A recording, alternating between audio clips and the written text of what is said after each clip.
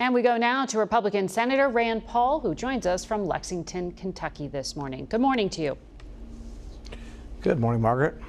You just heard the Treasury Secretary say a number of things, dismiss the potential price increases that could come from the tariffs when it comes to retailers. He also played down the cost of this tax and border bill that just passed through the House.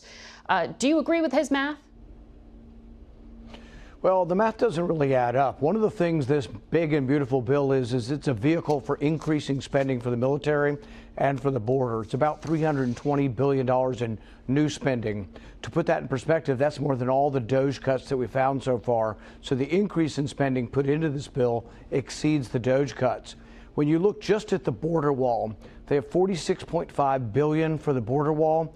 Well, their current estimate from the CBP is $6.5 million per mile. So if you did 1,000 miles, that's $6.5 billion, but they have $46 billion. So they've inflated the cost of the wall eightfold. So there's a lot of new spending that has to be counteracted. But essentially, this is a bill by the military industrial complex advocates who are padding the military budget. There's going to be a lot of extra money. Look, the president has essentially stopped the border flow without new money and without any new legislation. So I think they're asking for too much money. And in the end, the way you add it up to see if it actually is going to save money or add money is how much debt are they going to borrow? $5 trillion over 2 years. It's an enormous amount. Right. That was the number that the secretary was quibbling over.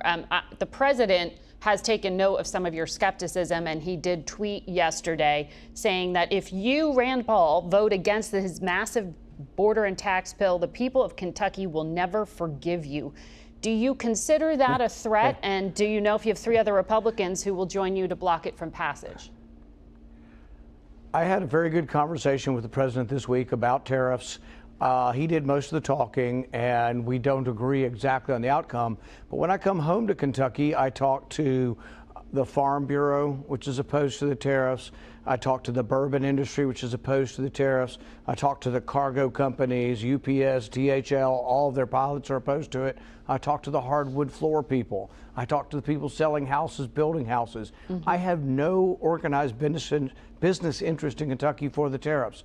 So I think it's worth the discussion, and it's worth people remembering that the Republicans used to be for lower taxes. Tariffs are a tax. So if you raise taxes on the private sector, that's not good for the private sector. Well, you know, we hear from other senators who also get complaints from their people in their districts, but they're falling in line. Do you have 3 other Republicans who will stand with you to block this bill? I think there are 4 of us at this point, and I would be very surprised if the bill at least is not modified in a good direction. Look, I want to vote for it. I'm for the tax cuts. I've voted for the tax cuts before. I want the tax cuts to be permanent.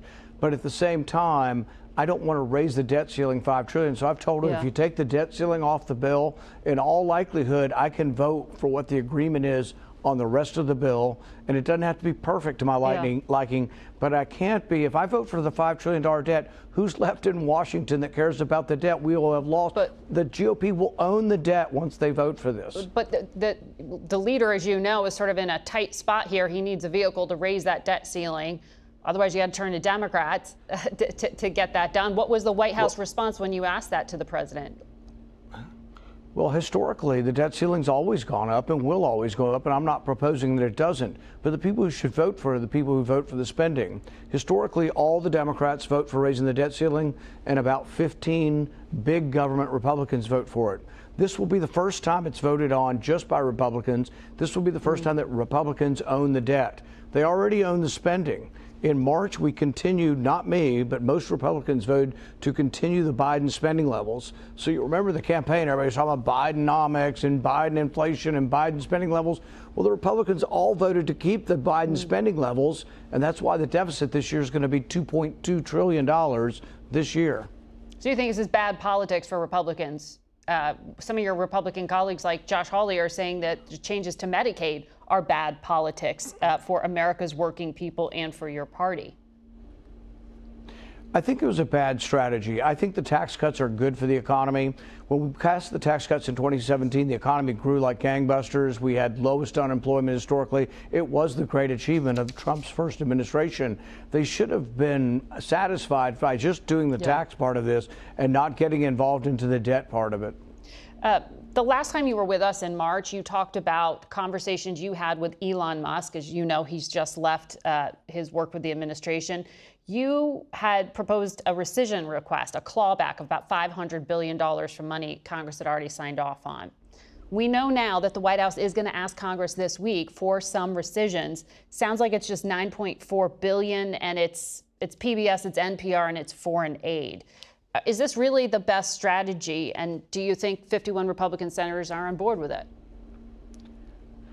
First of all, I will vote for spending cuts. The more the better. This is very, very small. To put it in perspective, if the deficit this year is $2.2 trillion, if you cut $9 billion, the deficit's going to be $2.191 trillion. It really doesn't materially change the course of the country. We should do it by all means, and it is the low-hanging fruit. This is the money that was pointed out that was being spent for sex change operations in Guatemala, trans opera in Colombia, all this crazy spending. Yes, it should be cut. Sesame Street. But I had an amendment about a month. Excuse me? It's Sesame Street. It's PBS and NPR. Yeah, and I think, yeah, you're right. We'll see if there's the votes to cut it. I don't think we necessarily need government program anymore. We have so many choices on the internet and so many choices on television. But my preference has always been in the past to cut a little bit of everything rather than cut a lot of something. So what I've done in the past is propose a penny plan budget where we cut a certain percentage of everything, but it includes entitlements or it doesn't really work. Once you exclude the entitlements, there isn't enough money to cut. So you can never achieve balance by not looking at the entitlements. The budget director on another program this morning said they may not need to use this rescission, this clawback, because the White House has other tools. Do you think they need to go through Congress? Is this overstepping? Well, they absolutely have to use the rescission, and it is done by simple majority, by Republicans only. There is no filibuster of it, so it's a great tool to cut spending. If they don't use it, it'll be a huge wasted opportunity. But I will tell you, they tried in the first Trump administration. It wasn't their fault. They sent a tiny one, $16 billion, and it failed because 2 Republicans went the other way. So we'll see what happens on this. But if we can't even cut welfare that we're giving to other countries, if we can't cut foreign aid, welfare, I feel bad for the country. You know, interest rates are rising. We're having trouble selling our debt. We've got a lot of problems. Senator Rand Paul, we'll be right back.